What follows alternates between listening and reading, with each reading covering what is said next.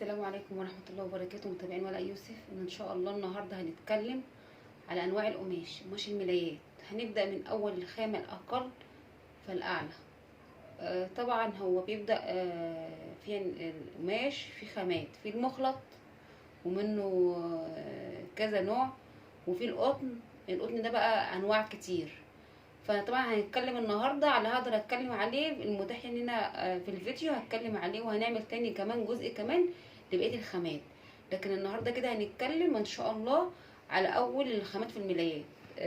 في خامه المصريه دي منها منقوش ومنها ساده، فاحنا بنتكلم دلوقتي عن المصريه طبعا مش شغاله فيها حاليا، لكن انا كنت شغاله فيها اول ما ابتديت من 7 سنين كده. ابتديت بيها لاني اصلا الملايات دي هي دلوقتي بصي ده القماش ده من 6 سنين بس، شو عامل زي يكون تركي اللي هو التركي حاليا. كانت خامة تقيلة وكانت حلوة، وبعدين كانت سعرها في متناول الجميع. وده الشغل طبعا اللي بيتباع دايما في السوق الشعبي، يعني في ناس بتبقى عايزة اسعار. الطقم ايامها كنت بنعمله بكرانيش من 100 جنيه، 110 هو بكرانيش اللي هي كرانيش الدوران دي. كان في متناول الجميع واسعاره حنينة. جه بعدها التركي طبعا كان ايامها اول ما اشتغلت كان التركي من 6 سنين كده، كان التركي ب35 جنيه، وكان المصريه ده ب20. فطبعا انا كنت لسه بادئه فعايزه اشتغل في حاجه حنينه، وطبعا ان هي تتباع بسرعه. وعلى فكره الناس بتحب الخامه دي.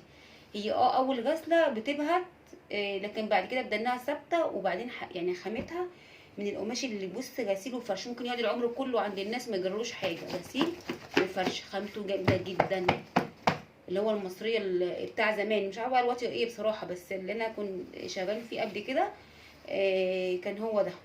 خامته حديد ما بتقطعش، يعني ممكن خامات التانية عملتها كده ممكن تقطع، لكن دي حديد. عشان كده في ناس سبحان الله تقول لك لا ده هي دي، يعني بصي كان متداول عليها ناس بتعمل كده اطقم جاهزه ويكتبوا عليها العمريه. فالناس طبعا كانت مكتوب كده ايه، بيعملوا تيكت مكتوب عليه العمريه مصر. فالناس بتفتكر ايه ان ده العمريه بتشتري يعني هو اصلا دي الشغل الشعبي يعني. يحبوها بقى لانها هي، بس عيبها الوحيد انها اول غسله بتبهت، بتغير اللون شويه. لكن هي كخامه ما بتوبرش. خامتها حديد، بتعيش غسيل وفرش. بص انا بقول لكم العمر كله تلاقي عند الناس، طبعا معظم الشعب المصري هتلاقي عنده من الخامه دي. وفي ناس بتحبها تقول لك لا انا بحب الخامه دي، سعرها كويس وشغاله معايا حلو، غسيل وفرش وكده. طبعا انا اول ما ابتديت فكنت بادئه فيها، فطبعا مش هتلاقي عندي منها قماش كتير. كان هما الالوان اللي كانت معايا يعني فاضل. يعني شوف البواقي، انا بحب احتفظ بالبواقي يعني على فكره في اي خامه. الخامه كانت ناعمه عامله زي الثري دي بالظبط، كانت ناعمه وقويه، احسن من الثري دلوقتي. كده دي خامه ايه المصريه المنقوش. بعد المصريه في اول بقى الخامات اللي احنا شغالين فيها في اللي هو التركي دوت صيني على فكره، بس هي اسمها الخامه اسمها تركي 3 دي، لكن هي مش تركي الصنع، يعني هي اصلا صيني ومش صيني. منها الوان كتير. طبعا الالوان ديت مكرره في البركال. التركي دوت او السري دي دوت طبعا او عامه يعني هي خامه اسمها ماكرو فايبر. الماكرو فايبر ده تعتبر زي ايه، زي قطن مصنع كده، هو متصنع يعني هو مخلط، يعني هو اصلا مش قطن هو مخلط. بس منه بقى درجات، بيبدا من ال 3 دي لو 3 دي بركان. الرويال ده اللي هو يعني بنقول عليه الماكرو فايبر، يعني الخامه الاعلى. 3 دي بتبقى خامته يعني ايه منشيه شويه، لكن هم كلهم خامه واحده، لكن يعني ايه بتبدا من الاقل للاعلى. 3 دي بتبقى خامته منشيه شويه، يعني تيجي تشتريها. يعني بصي الالوان دي كان في منها بركال وفي منها رويال، الالوان دي بالذات. يعني دلوقتي هو بيبقى مصنع حاجه بيبقى له الرسمه نفسها بتبقى نازله بقى في ال 3 دي، ونازله في البركال، ونازله في الرويال. فطبعا في تجار بيبقى بيغشوا، بيحطوا رسومات معروف انت عارفه ان هي بركال، بيروح حاططها لك تبقى هي 3 دي. وطبعا في ناس ما تعرفش عشان الرسمه مميزه، فبيروح حاطط التركي مع البركان مع الرويال. هيقول لك بقى كلها خامه واحده، بس اهم حاجه الرسمه. لكن لا، هي ده طبعا دلوقتي عادي الرسومات بتتقلد. يعني الرسمه اللي نازله في الرويال بتبقى موجود منها في البركال وموجود منها في ال 3 دي. بعض الرسومات، يعني مش كل الرسومات عشان بس ايه ما نظلمش حد. يعني الرسمه دي موجوده في الرويال وموجوده في البركال. وطبعا زي ما قلت لكم هما كلهم خامه واحده، خامه ماكرو فايبر، يعني هو قطن مصنع مش قطن اصلا، هو مخلط. بس هي خامه بصراحه بقى مميزاتها هي هي عيوبها، هي عيب، هو العيب الواحد ان هي عرضها مش 240، بتبقى عرضها 230 235. فدي طبعا في السراير اللي تبقى عرضها مترين مرتاح، دي طولها مترين مرتاح، بتبقى كنزه شويه. فطبعا في ناس ما بتيجي تقول انا عايزه الملايه تفرش لي من عند الراس ساعات بعمل للزبونه، انا من اللي عامله بقول لها طب بصي القماش اللي طالبه منه دوت هو عرضه 230 235، انا ممكن اعمل لك وصله من عند الراس. في ناس تقول لي ماشي تمام، انا دي مصلحه ليها، ببقى عايزه اطول لها الملايه عشان تبقى حتى فرشها مرتاحه. في الشغل انا بقول على الحاجه اللي لما بتيجي الزبونه تقول اسالني عن حاجه او خامتها او طولها او عرضها، بقول لها الخامه دي كويسه، الخامه دي كده. اللي التركي اللي هو 3 دي الوانه كلها جميله وشغال حلو قوي، يعتبر دلوقتي هو الشغل للشعب المتوسط. وطبعا هو اسعاره طبعا زي هو كان من قيمه، يعني من قيمه سنه كنا شغالين فيه المتر كان ب 20 جنيه، حاليا دلوقتي كده المتر فيه ب 45 جنيه، بس يعتبر اقل اقمشه دلوقتي في الشغل، لان ما عادش حد بيشتغل في المصريه اللي بقولك عليها المنقوش دي. هي متر فيها ب 35، بس ما عادش حد بيشتغل فيها، الوانها كمان مش هي المطلوبه او اللي هي الناس بتحبها. الوقت اللي مطلوب هو ال 3 دي بالوانه، الوانه كلها بالوانه حلوه، ما بتبهتش نهائي، يعني بصراحه ميزته ان هو ما بيبهتش نهائي. وبعدين بصي هي اصلا منشيه، بتبقى منشيه شويه عن البركان وعن الروي. بعد ما نشوف هصور لكم، هو طبعا انا معاكم اهوت هوريكم ليه ايه اللي بيفرق ده عن دي. دي بتبقى منشيه، بس اول ما بس بتتبل في الميه، تحط بس في الميه بتلاقيها طريت خالص وبقت زيها زي الروي زي البركال، كله خامه واحده، بس بتفرق بس في النعوميه وطراوه القماش. طبعا دي ال 3 دي، 3 دي منه الوان كتير زي ما قلت لكم، دي كان منها بركال ورويال، ودي كمان برده كان منها بركال اول ما نزلت، بتنزل مثلا اول ما تنزل نزلت بركال، بعد كده اتقلدت في ال 3 دي. فعشان كده في ناس تجار بيدخلوا الالوان في بعضيها، طبعا اللي فاهم ما بيضحكش عليه اللي طبعا في السوق. اما الناس بقى طبعا يعني اللي بتشحن شغل اونلاين، هي ما تعرفش الخامه ايه ولا كده، هي شايفه شكل موجود مع البركال او الرويال، بتطلب مثلا شغلها بيجي لها بقى، يعني مثلا ممكن يجي لها رسمه هي اصلا 3 دي ومحسوبه لها بركال كده. فطبعا انا برجح بصراحه، انت لو متاح انك تروحي مثلا تجيبي شغلك بنفسك وتكوني عارفه الخامات وتكوني كمان فاهمه في الشغل، تجيبي حاجتك بنفسك. مش قادره خلاص هاتي اونلاين، بس تفهمي التاجر انت فاهمه انا عايزاها بركال مش عايزاها 3 دي، انا عايزاها رويال مش عايزاها بركال. ده اللي بيفرق طبعا في انك تكوني فاهمه يعني. دي كمان 3 دي اللي احنا قلنا عليه 3 دي تركي، الرسومات من الرسومات بتاعته يعني شوفي الخامه دي من زمان قوي شغاله، وخامتها ال 3 دي رخر على فكره، في خامتين، في خامه خفيفه وفي خامه تقيله، عشان كده بيبقى في فرق في السعر. خلي بالكوا كل الاقمشه دلوقتي في منها خامتين، في منها خامه تقيله وخامه خفيفه، كل الاقمشه حتى الاقطان كمان. فطبعا ده كله هقول لكم عليه في بقيه كملوا بس معايا الفيديو وهقول لكم عليه. هقول لكم ايه اللي طبعا منها خفيف ومنها تقيل، وايه اللي طبعا بيتغش دلوقتي التجار بيغشنا فيه، ده كله هيورد علينا. دي كمان الرسمه دي، يعني الرسمه دي في منها خفيف وتقيل، دي التقيله. عشان انا اهو انا بقالي يعني صراحه بقالي 8 سنين انا اشحن الشغل بعد ما اشتريه انا بجيب شغل من الازهر، اما مثلا من مكان اللي انا مثلا فيه بجيب المحلات جنب مني، لكن بروح اجيب بنفسي القماشه بمسكها. طبعا بصي ال 3 دي بيبقى تقيل شويه ومحمل هو منشي، بس لو عملتيه كده بس فرقتيه كده بتطرى القماشه، بتبقى جميله خالص. اما في منها بقى خفيف، الخفيف بيبان على تحس ان هو يعني ده 3 دي، انت نفسك بقى لو تكوني فاهمه في القماشه بتعرفي ده 3 دي ازاي، فبيبان ان في رسومات كتير قوي موجود منها خفيف وتقيل. دي انا بجيب ال 3 دي التقيل، يعني الرسمه دي طبعا شغاله اني ما اشتغلت اصلا، الرسومات دي موجوده هي الوانه كلها بتبقى، في الوان منه بتبقى موجوده على طول وبتخلص ما بتتكررش، وفي الوان بتبقى موجوده على طول. ودي برضك من الرسومات اللي هي موجود منها في العمريه، يعني الرسمه دي موجود منها عمريه وموجود منها في ال 3 دي. دي رسمه اسمها المرايه، هما طبعا التجار مسمين كده الشغل بتاعهم عشان بس على هيئه مرايه. دي كده دي 3 دي، احنا كده خلاص كده خلصنا ال 3 دي. طبعا زي ما قلت لكم ال 3 دي في منه درجتين، درجه خفيفه ودرجه تقيله في القماش. كده خلصنا ال 3 دي، هنيجي بقى ايه، احنا قلنا بقى ايه الماكرو بادئ من ال 3 دي البركال الرويال اللي هو الايه بنقول عليه الماكرو هنا عامه يعني. هنا دوت ده البركال. البركال بيتميز عن ال 3 دي ان هو اخف شويه وطري، يعني مش محتاج ان هو يتغسل عشان خاطر يطرى، هو اصلا طري. وطبعا زي ما قلت لكم خامات الماكرو فايبر دي حلاوتها ان هي مهما اتغسلت الوانها ثابته جدا، ما بتبهتش نهائي، لا هي ولا ال 3 دي. يعني ال 3 دي والبركال والرويال ما بيغيروش لون نهائي ولا بيبهتوا. دي الميزه الوحيده فيهم، الميزه الوحيده بصراحه فيهم. وكمان هما القماشه بتاعتهم هي كمان طريه، يعني حتى ما تتفرش على السرير، ثابته وبتطرى كمان مع الغسيل اكتر. اللي بيميز بقى البركال عن ال 3 دي ان البركال هو اخف آه، يعني شويه عن التركي تقيل ومنشي، لكن بعد الغسيل بيطرى. البركال بيبقى يعني طري عنه، وظهره يعني حتى تلاقي فيه يعني ايه نسبه ستان شويه، تحس. وبعدين خامته ناعمه، يعني حتى ناعمه كمان وانت شغاله فيها 3 دي. في منه بعض الالوان ممكن بعد الغسيل تلاقيها عامله وبره خفيفه كده. طبعا الوبره دي بتبقى وبره فايبر كده، يعني مش ملاحظه ولا بتضايق حتى في النوم ولا اي حاجه. بس البركال لا، البركال خامته ناعمه وحلوه، حتى طريه كمان من غير ما تغسليها. وزي ما قلت لكم الوانه كلها ثابته وحلوه.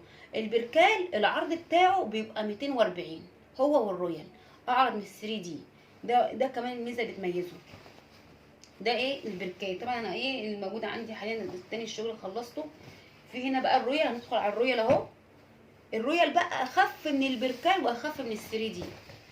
بتبقى بص خامته خفيفه كده وطريه خالص. حتى يعني مثلا لو انت فاتحه محل او مثلا انت شغاله في بيتك والزباين بتيجي عندك، بتفرق. تيجي تمسك التركي تقول لك لا هي مالها ناشفه كده ليه، انت طبعا بتقنعي يا جماعه ده هي ما بتتغسل بتطرى خالص. طبعا هي بتاخدها وتغسلها بتعرف ان هي فعلا طريه وناعمه وكل حاجه. لكن لما بتيجي بقى تمسك عندك مثلا، هي انت مثلا بترجحيها 3 انواع دول، هتيجي تمسك ال 3 دي تقول لك بس هي ناشفه شويه. البركال هي ماشيه طريه وحلوه. الرويال اطرى منه بقى، اطرى منه انعم منه، ومشته خفيفه، يعني ايه خفيفه كده، مش تقيله خالص. وشغله حلو، وعرضه حلو، عرضه 240 زيه زي العمريه. هو يعني والوانه كمان مميزه. يعني البركال والرويال الوانهم كلها مميزه. الرويال الوانه ما اتقلدتش لسه في ال 3 دي. اما البركال يعني الرويال ما اتقلدش لسه في ال 3 دي، اما البركال متقلد في ال 3 دي. لا وفي كمان رسومات في الرويال كمان متقلده في ال 3 دي. الرسمه دي، الرسمه دي موجود منها المنت وموجود منها البينك. ده من الرسومات المميزه قوي في الرويال. وحتى التجار كمان ما بيكون شحه من السوق مش موجوده، بيبيعوا فيها بمزاجهم. طبعا ال 3 دي حاليا دلوقتي ب 45 جنيه كده في السوق في الازهر كمان. الرويال ده اللي هو البركال ده دلوقتي حاليا دلوقتي من 45 ل 8 او 50 كمان. والرويال كمان اللي هو اللي بقول لكم ماكرو فايبر هو كمان من 50، يعني ممكن يعدي ال 50 او يعني ايه حسب. بص انا دلوقتي ما نقدرش اقول لكم السعر ثابت. كل يوم حاليا دلوقتي اللي احنا فيه ده كل يوم القماش في سعر. زي ما قلت لكم الرويال هي بص الثلاث خامات دول يعتبر خامه واحده، بس كل خامه يعني بتميز عن التانية. هي بتبدا فيهم من ال 3 دي لغايه الرويال. يعني 3 دي بركال رويال، لكن كلهم كخامه اسمها ماكرو فايبر. ماكرو فايبر يعني قطن مصنع، يعني هي متصنعه مش قطن اصلا، بس خامتها جميله جدا وطريه وحلوه. يعني الرويال ده ما بيحررش خالص. هي خامتها بصراحه انا عندي، يعني احنا اصلا معظم ملاياتنا الاول قبل ما نعرف العمليه والكلام ده كنا بنجيب اللي هو السري ده نقول الله جميله خامه طريه وناعمه. واهم حاجه عند العميل انها ما تغيرش لون ولا تبهت. يعني في ناس تيجي تسالني او تقول لي مثلا عايزه حاجه ما تغيرش لونها ولا تبهت ولا توبر، هرجح لها ايه؟ طبعا مش هرجح لها القطن، بروح قايله لها في خامه الماكرو فايبر منها موجود ال 3 دي والبركال والرويال. ببعت لها الوانها وتختار من الثلاث الوان، من الثلاث اشكال اللي هم الثلاث خامات اللي هم قلت لكم عليهم دول، بركال و3 دي ورويال. ادام هي عايزه حاجه لازم نكون صراحه مع العميل. هي عايزه حاجه ما توبرش، ما تغيرش لون، وتكون ثابته مثلا على السرير وطريه. عايزاها طريه وناعمه، خلاص خدي رويال، خدي بركال، خدي 3 دي. الثلاث حاجات دول كويسين. انت عايزه خامه اقل في اعلى، في اعلى عندك الثلاث خامات هم قدام بعض. بيفرق مع يعني بيفرقوا عن السعر، السعر اللي يعجبها بقى. يعني مثلا هنا ال 3 دي الاول اقل، الاعلى البركال، الاعلى الرويال. الثلاث خامات دول برجح لهم. هي بس الوانهم، يعني في الوانهم مش بتتميز عن العمريه. هو عيبهم الوحيد ان الوانهم مش مميزه عن العمريه. بس الرويال في الوان كتير حلوه قوي وشيك، ما بتتفصل بقى طبعا، ما بتكرنيش كده وتشتغليها بقى طبعا بمزاج كده واهم حاجه يكون عندك يعني حب في تنسيق الالوان، مش تحطي اي لون وخلاص. يعني انت مثلا لاقيه اللون ده مثلا إيه هو كله بينك، فطبعا انا مش عارفه انا احط ايه، بحاول احط اللون اللي يمشي معاه. يعني هو في ابيض، في بينك، في منتي جرين، تلات الوان مع بعض اهو. اللون اللي انا لاقياه ماشي معاه كويس بشتغله. يعني ممكن في مثلا رسمه تلاقي ناس عاملاها بلون ساده، انا بعملها بلون تاني خالص. انا اللي انا بشوفه مثلا، يعني انا شغلي بالذات بمشي بنظره عيني، بحط اللون على اللون عجبني وانا حاسه ان هو كويس ومدي شكل كويس وماشي معاه قوي، بشتغل. مش برتبط ان انا شفت موديل او مثلا العميله بعتالي مثلا موديل وتقول لي عايزه زي ده، ممكن الساده اللي محطوط فيه انا حاسه انه مش ماشي معايا، بقول لها طب ما ممكن نغير الساده، طب ممكن اعمل لك تفصيله على ذوقي، طب ممكن تختاري طب انت الالوان وانا اعمل لك التفصيله اللي تمشي مع الرسمه. يعني لازم يكون عندك ذوق في التنسيق في الالوان في الرسمه. ممكن في رسمه ما بتلاقيش معاها تفصيل، يعني مثلا في شغل الفسطونات مش اي رسمه بعملها فسطونه، ومش اي رسمه مثلا بعملها كورنيش اللي هو الدورين ده، اللي هو مثلا كورنيش فوق كورنيش. كل رسمه بحس ان ليها تفصيله مميزه ليها هي برسمتها. ما مش اي رسمه بعملها تفصيله، يعني مثلا اي تفصيله تبعتها لي. يعني انا بالذات في الشغل بقول للعميل اختار الالوان والتفصيله انا اللي هحددها اللي تمشي مع اللون. ممكن هي بعت لي رسمه عجباها، انا مش عاجباني التفصيله اللي هي عاملاها فيها اللي هي بعتها لي، ممكن يكون مش شغلي ومش عاجباني التفصيله اللي معموله على الرسمه ديت او النقشه دي، فبروح قايله لها ممكن بعد اذنك بس نغير التفصيله. تقول لي ماشي، اعملي انت ذوقك حلو، اعملي اللي انت عايزاه. فطبعا بعملها اللي انا عايزاه. معظم الشغل بيبقى على الصفحه ده بيبقى انا اللي بختار التفصيله للعميل، بقول لها انا هعمل لك تفصيله على ذوقي. وبصراحه يعني في ناس بتبقى كويسه مريحين، ومعظمهم بصراحه يعني يقول خلاص انا بصي انا عارفه ان ذوقك حلو، اعملي على مزاجك. هي بس اقول بس اهم حاجه اختاري اللون اللي يعجبك، اختاري اللون اللي يعجبك والساده اللي انت عايزاه كمان يدخل معاه. يعني مثلا عايزه مثلا لون على بينك، وعايزه منقوش، وعايزه حاجه بينك تخش معاه، بحاول بقى امشيها انا اي لون اللي يمشي معاه وايه والتفصيله اللي تمشي مع الرسمه ديت وكده. طبعا زي ما احنا كده خلصنا كده خلاص من خامه الماكرو فايبر اللي هي ال 3 دي، البركال، الرويال. الثلاث حاجات دول كده خامه واحده. تمام. هنيجي بقى زي ما قلت لكم مميزاتهم. هم بصراحه زي ما قلنا ما بيبهتوش، الالوان بتاعتهم ما بتبهتش نهائي. طريه برضك من الخامات الطريه الناعمه الحلوه. ما بيوبرش نهائي. ممكن يكون مثلا هو بس ال 3 دي اللي كنس شويه عن البركال والرويال، كنس في العرض، لكن هم كخامه حلوين. لكن لو حد مثلا عايز حاجه يقول لك انا عندي حساسيه ومش عايزه حاجه مخلط، بقول لها خلاص. بس هو كخامه كويسه وما بيحررش نهائي وثابت على السرير. من الخامات الثابته، يعني ما بتزحلقش ولا حاجه. انت حتى في ناس بياخدوه يجي بيقارنوه مع العميل يقول لك لا انا عايزه دي طريه وحلوه، تيجي تقول لها دي عمريه قط، تقول لك لا انا عايزه دي طريه وحلوه. يعني بقول لك انت لو شغاله في بيتك والزبائن بتيجي عندك البيت بتحب الخامه الطريه الناعمه والوانها مبهجه. وفي ناس تقول لك لا، في ناس بتبقى فاهمه بقى في القطن تقول لك لا انا عايزه حاجه قطن. عارفه ان القطن اصلا ما بيبقاش ناعم خالص، القطن بيبقى يعني ناشف شويه، بس مع الغسيل بيطرى، بس بيديكي بقى طراوه. طبعا هنتكلم على القطن اهوت. احنا كده خلصنا الرويال والبركال والثري دي. هنيجي بقى للقطن. القطن طبعا دلوقتي حاليا كمان يعني مثلا من 7 سنين ما كانش فيه غير هو قطن واحد، والبورصل المقفول، الخامه النظيفه، هي كانت خامه واحده. عارفين دلوقتي فيها 3 انواع، في بورصل مقفول درجه اولى، بورصل مفتوح درجه اولى، وبورصل مفتوح درجه تانية. البورصل المقفول منه درجه اولى ومنه درجه تانية. في رسومات ما بتتقلدش، بس دلوقتي عاد في رسومات عادت بتتقلد. كل الرسومات اللي عندنا دلوقتي عادت بتتقلد في البورصل المقفول والبورصل المفتوح.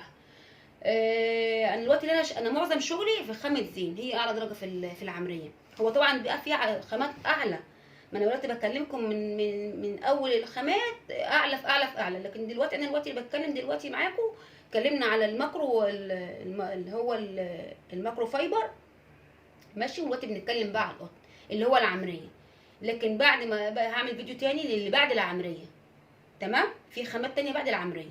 العمريه زي ما قلنا في منها حاليا دلوقتي بورصل مفتوح درجتين، درجه اولى ودرجه تانية. البورصل المقفول درجه اولى ودرجه تانية. دلوقتي انا معظم شغلي في زين ديت خامه بورصل بتاعها مقفول، وحلاوتها بقى يعني عرض القماش بتاع القطن العمريه كله 240 وممكن كمان 245. حلاوه زين دي بقى ان دايما ما بينزل رسمه بينزلها بالماتشنج بتاعها. الماتشنج يعني مثلا ورده ومعاها ورده صغيره.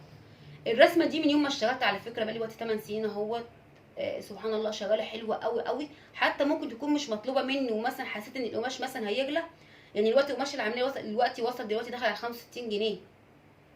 يعني هو دلوقتي اصلا ب 58 جمله. دلوقتي التجار بيبيعوا من 62 ل 65 جنيه المتر في العمريه اللي هي الزين درجه اولى دي. الزين دي يعني بصي الرسمه دي انا على طول شغاله فيها، معظم شغلي منها. فلما بيكون بحس اني مثلا اكون مثلا وانا بجيب شغل لقيت القماش مثلا بايه ده هيزيد مش عارف ايه، بروح جايبه قماش ركناه. من الرسومات اللي انا على طول شغاله فيها وبتطلب مني، لما بيكون في رسمه كويسه وشغاله وانا حاسه ان في مثلا الدنيا هتعلى شويه، بروح جايبه منها مثلا ايه كام متر منها ان هم مثلا يعملوا طقم طقمين واركنهم. القماش ما بيخسرش بصراحه، يعني القماش دلوقتي احسن من الفلوس نفسها. ودلوقتي الاسعار مش ثابته، لا هتعرفي تدي عميل سعر. يعني دلوقتي احنا بنخسر، اجي ادي العميل سعر واجي اشتري القماش بسعر تاني، هعمل ايه؟ هقعد بقى كل شويه اقول القماش زاد ومعلش ومش عارف. في ناس ممكن ترضى ان انا ازود عليها مثلا الفرق، وفي ناس تقول لك لا ما انا اتفقت معاكي على حاجه. بقول انا مش مشكله، انا المفروض ما اديش سعر دلوقتي بشتري القماش واقول خلاص اشتريته يبقى السعر كذا. دلوقتي الوقت اللي احنا فيه ده في ذات الاسعار اللي احنا فيها دي محدش يدي سعر لغايه ما تشتري القماش، لان احنا يوميا القماش في زياده. كل يوم عن التاني اروح اجيب القماش، يعني مثلا الاسبوع اللي فات ده جبته بسعر، الاسبوع ده بسعر، كل اسبوع بروح الاقيه بسعر، ممكن دلوقتي يومي كمان. دي حاجه السوق مش مستقر، يعني السوق مفيش استقرار في الاسعار. زي ما قلنا هو الخامه عمريه، البورصل المقفول هو زين اول درجات القطن.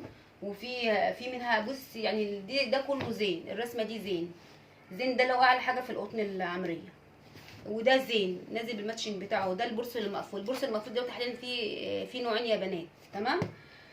ده كمان زين نازل، شوفوا الماتشنج هو يا مقلم يا اما ورده، دي ورده كبيره وده المقلم. الرسمه دي كمان زين، دي ما اتقلدتش على فكره، ودي ما اتقلدتش، ودي كمان ما اتقلدتش، لان في رسومات لسه ما اتقلدتش ودي لسه ما اتقلدتش. الورده الاوفايد دي لسه متقلده بقى لها يومين. ودي كمان زين، دي ما شاء الله خامه قوي شغاله، انا اليومين دول فيها حلو. ودي كمان زين جايه بالمقلم بتاعها ده، بس في ناس بعمل لها بالمقلم دوت وفي ناس بعمل لها معاه بترولي شغال حلو قوي. ودي كمان زين، دي نازل منها تقليد، نازل منها بورصل مفتوح وده البورصل المقفول بتاعها. دي كمان زين نازله المقلم بالمورد بتاعه، ده يعتبر ماتشنج. نيجي بقى احنا كده خلصنا البورصل المقفول في الزين. ها طبعا القماش دوت هتشتري اونلاين هيجيلك مفتوح في مقفول في فرز او في فرز تاني، مفيش حاجه اسمها، مفيش تاجر هيقول لك كل شويه ده دي فرز او ده دي فرز تاني. بيبيعوا كلهم بيبيعوا كله في بعضه، عشان تبقوا عارفين. يعني انت متاح انك تجيبي قماشك بنفسك وفاهماه، روحي هاتيه. انا بروح بجس قماشي بايدي، حتى بتبقى زين نفسه اهو. دي زين ديت بصي ما كانتش بتتقلد نهائي، بقى لها دلوقتي حوالي نقول ايه، نقول سنه تقريبا او مثلا 8 شهور. ما عادتش بتنزل زي زمان. وهي بورصل مقفول، هي مش بورصل مفتوح اهي، بورصل مقفول، لكن خامتها مش زي دي، مش زي القطن ده، لكن هي مش وحشه. هما ممكن يكونوا بيقول لك دلوقتي عشان خاطر ان هو يعالجوا مشكله الوبر.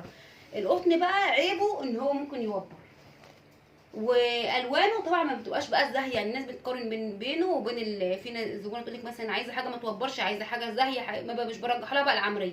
بس العمريه قطن، يعني مره مش هنقول قطن 100%، ما فيش حاجه هنا قطن 100% غير القطن التركي اللي هو ايه تركي الصيني. دلوقتي السعر دلوقتي عدى وهنتكلم عليه كمان لسه في فيديو تاني، يعني الفيديو ده مش هيقضي.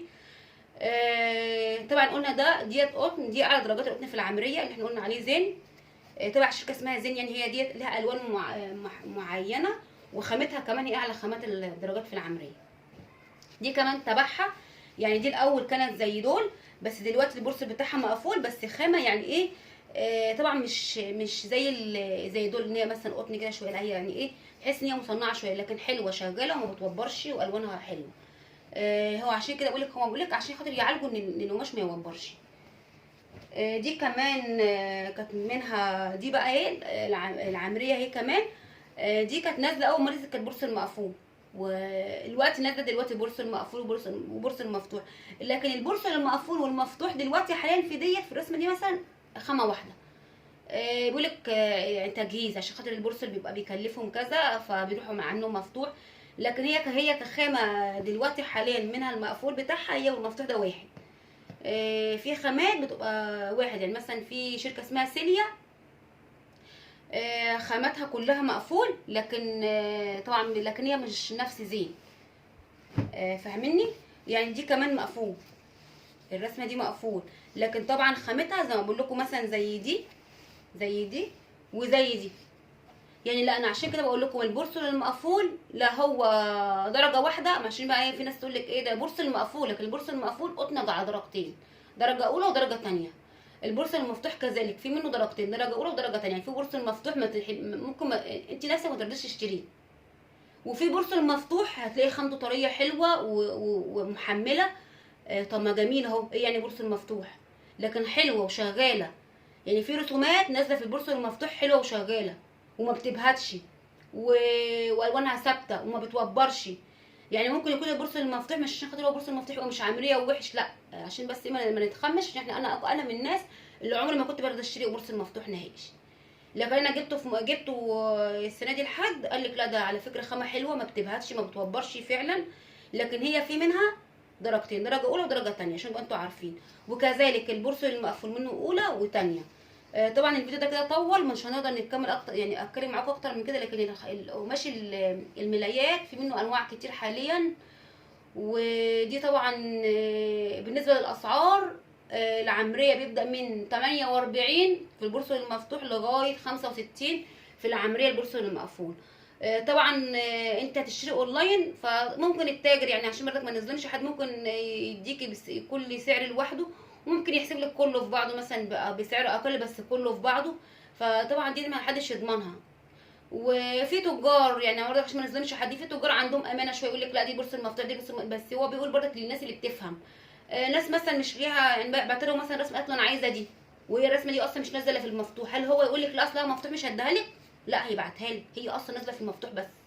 يعني في رسومات بتبقى نازله في المفتوح بس، في رسومات نازله مثلا من سيليا، نازله في سيليا بس، مش نازله مثلا في زين. لكن اعلى درجات القطن في العمريه هي زين.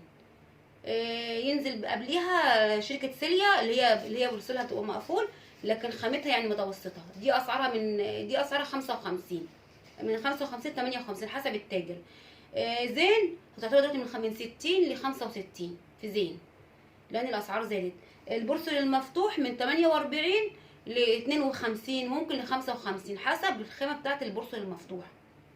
عشان كده بقول لكم لو انتوا تقدروا تجيبوا قماشكم بنفسكم ويبقى عندكم خبره، حاولي ما تشتغلي. انت في الاول مش هيبقى عندك خبره، لكن انت مع الشغل وكده حاولي يكون عندك خبره في القماش، تبقي فاهمه، مش تشتغلي وخلاص. عارفه انت بتشتغلي في ايه، عارفه ان الخامه دي ايه. من التجارب والشغل وممارسه في شغلك هتعرفي كل خامه من غير ما حد يعرفها لك.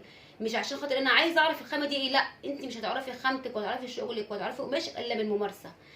يعني احنا بيورد علينا تجارب كتير. القماش كله طبعا بيبقى يجي مثلا قماش تقول لك انا عايزه قماش من عند التاجر كويس ما فيهوش غلطات، لا، وارد ان يحصل غلطات، وارد وغصب عن التاجر، عشان ما نظلمش حد، وارد ان يحصل غلطات في القماش ممكن. بس يعني ايه، العمريه بصراحه يعني عيوبها مش كتيره. ممكن مثلا ايه،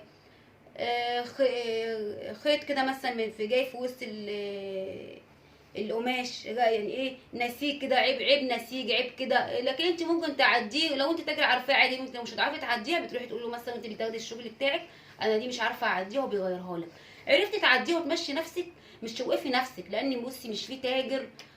احنا نفسنا بيحصل معانا غلطات، احنا نفسنا ما بصيناش. انا بصي شغلي لو ما بصيتش فيه وراجعت عليه ممكن بعد ما اخلص الطقم واقفله وكل حاجه الاقي مثلا غلطه في القماش، الاقي مثلا عيب نسيج، الاقي مثلا في قماشه تانية في مثلا قطع صغير مطرح حد قص بالمقص حد كده.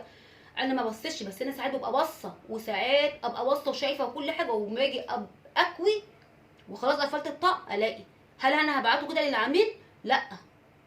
يا اما لو انا عندي قماش اعمل غيره، ولو عرفت اعالجه اقص مثلا المكان ده بعالجه، ما عرفتش بشتري قماش بركن بقى. لو انا هسلم بقول لا معلش انا عندي ظروف، بروح اجيب قماش تاني واشتغل مكانه. لكن ما ينفعش ادي العميل حاجه فيها قطع فيها عيب نسيج، كل ده انا شايفاه وانا فاهمه في الشغل. ما ينفعش ادي العميل حاجه واقول خلاص بقى يعني احنا بنبيع اونلاين بقى، لا. لازم اللي بيشتغلوا اونلاين يبقى عندهم ضمير اكتر من اللي شغالين فاتحين محل، عشان انت يبقى كمان في مصداقيه والناس تحب تتعامل معاكي.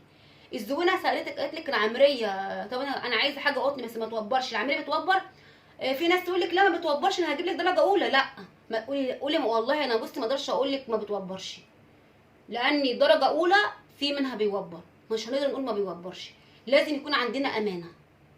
يعني انا ممكن اقول لزبونه وفعلا يعني مثلا اجي اقول لها لا بتوبر، يعني انا ما بقولش بتوبر اكيد، بقول لها ممكن توبر.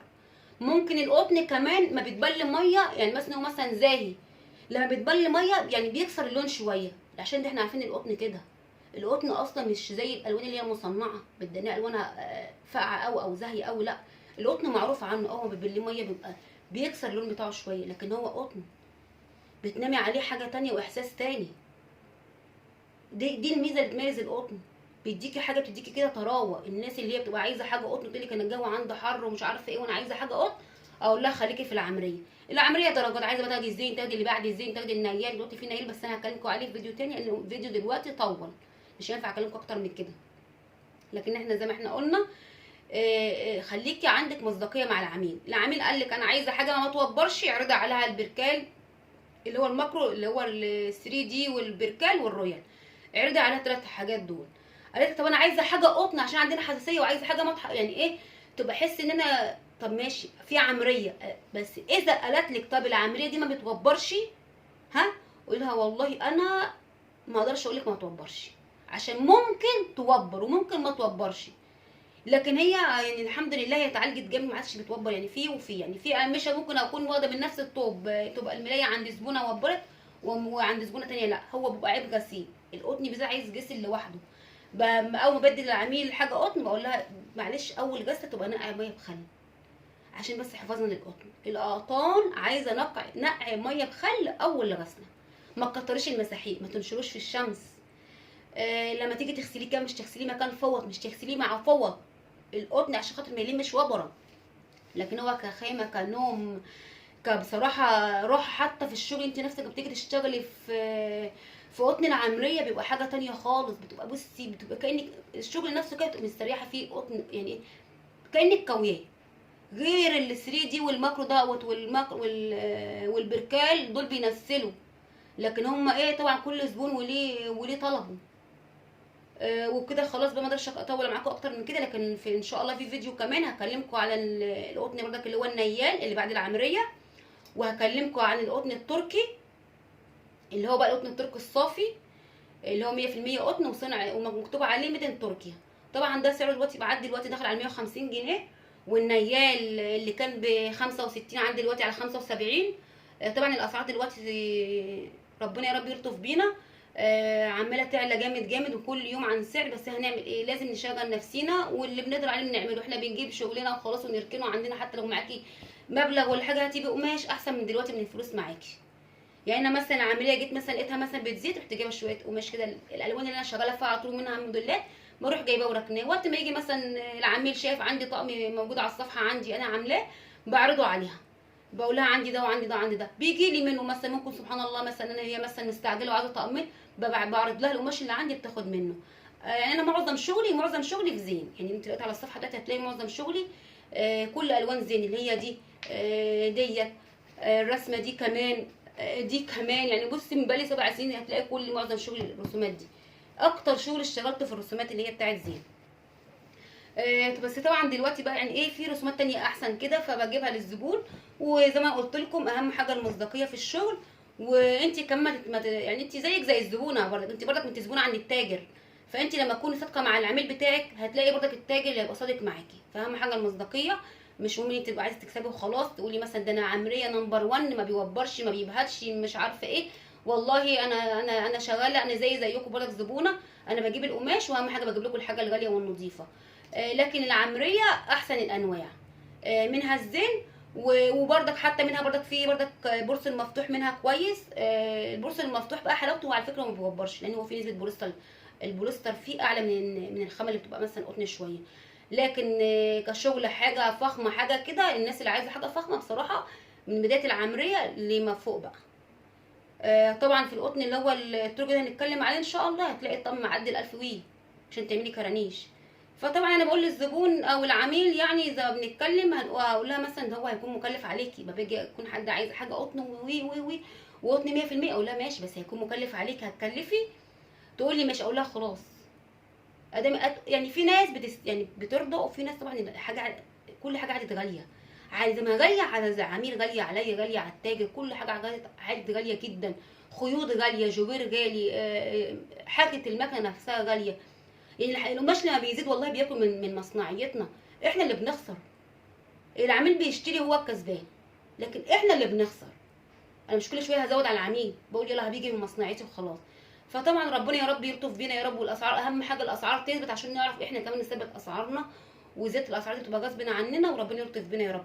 ويا رب اكون قدرت كده اتكلم معاكم في بعض الاقمشه، والمره الجايه ان شاء الله هنتكلم في القطن بقى ايه درجات، زي ما قلت لكم القطن درجات، والعمريه كمان درجات. البورص المقفول منها نوعين، خامه اولى وخامه درجه اولى ودرجه ثانيه، والباب مفتوح منها كذلك درجه اولى ودرجه ثانيه. لكن كله شغال، وكله حسب الفلوس.